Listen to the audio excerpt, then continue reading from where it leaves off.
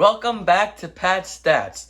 It's been a little while since I've done a video because my schedule has been really busy. But today we are back with a little bit of a different kind of video. I'll just be analyzing either one player or one team, and it'll probably be a little shorter videos, but I'll try to get them out as much as possible. So like I said, today we're going to analyze a team, the Boston Red Sox, and I'll make a claim that they have an elite offense. And so I'm going to talk about that in three different ways. The first way is just going to be the pure stats that they have had so far this year. They are averaging 5.3 runs per game, which is second in the majors behind the Astros. They have scored the most runs, 247 runs. Their team batting average is also second behind the Astros at 266. They have 65 home runs, tied for fourth in the majors behind the Reds, A's, and Braves. They have 105 doubles, the most in the majors. 728 total bases, the most in the majors. And their team has the best overall OPS at 779. So based on pure stats, that tells you, it gives you a pretty clear indication that the Red Sox offense is pretty good. A lot of people knew that it was going to be pretty good. Not sure how many people knew if it was going to be this good, but it is certainly that good.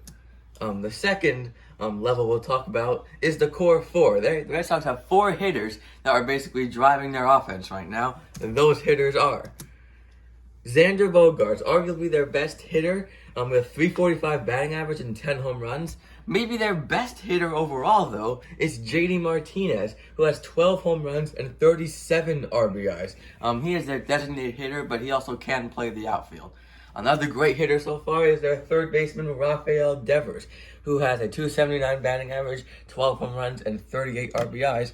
And the final player is Alex Verdugo, who was acquired in the Mookie Betts deal, the main piece of that deal, and he is probably going to be a pretty good player. He has a 299 batting average and 6 home runs.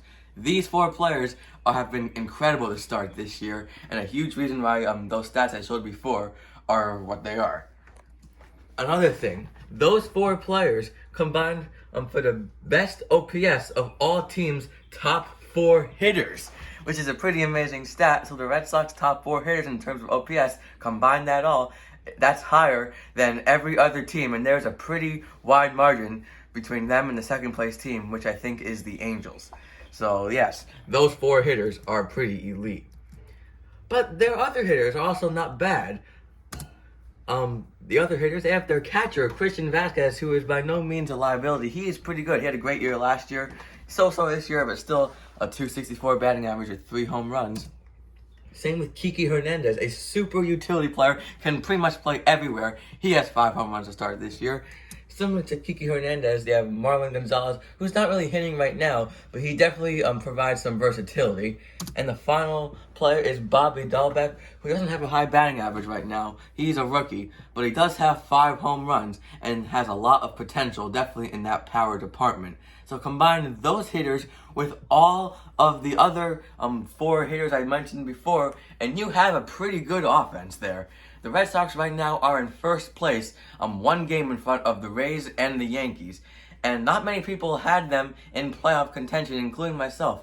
And that might be a mistake, because their offense has been far better than what anyone could have predicted at this point in the year. And their pitching has done enough to keep them in first place, at least at the moment. I do think the Red Sox will be in contention in the final through the rest of the year. I don't think this is a fluke at all, based on all those stats I showed today. So that is all for Pat Stats today. If you want to watch some more Pat Stats, this is my most recent upload, and this is a video that YouTube recommends you watch.